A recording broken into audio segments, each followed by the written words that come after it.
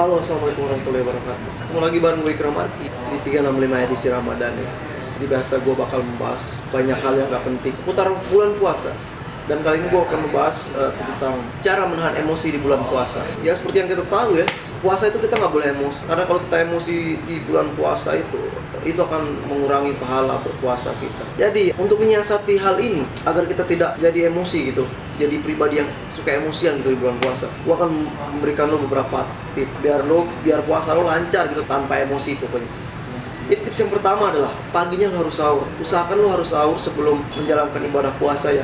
Karena sahur ini sangat penting. Sahur tuh lu bikin lu kenyang. Karena seperti yang kita tahu, yang namanya kalau udah urusan perut itu ya, itu pasti bikin orang emosi. Jadi sahur ini akan menyelamatkan lu dari rasa lapar sekaligus rasa emosi. Lalu yang kedua, berkumpullah dengan orang-orang soleh. Karena ketika lu berkumpul dengan orang-orang soleh, lu akan seenggaknya itu lu akan terkena dampak positif. Beda kalau misalkan lu berkumpul sama preman-preman atau sama orang-orang di pinggir jalan yang apa gitu ya, yang gampang emosian gitu. Lu akan ikut jadi orang emosi. Jadi seperti itu yang tips kedua ya, berkumpul dengan orang-orang saleh. Lalu tips yang ketiga, persatuan Indonesia. Penting sekali ya untuk kita menjaga kesatuan NKRI ini ya. Iya seperti itu ya tips gua, nggak ada yang nyambung, tapi semoga video ini nggak bikin lo emosi ya. Karena kalau lo emosi, pahala puasa lo berkurang. Sekian dari gua. Assalamualaikum warahmatullahi wabarakatuh.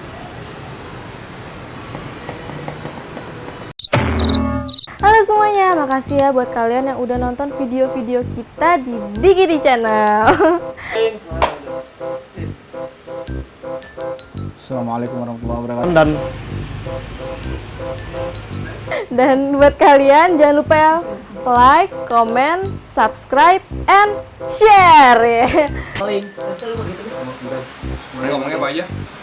Jangan lupa tonton terus episode berikutnya dari Ganteng-Ganteng Serigala.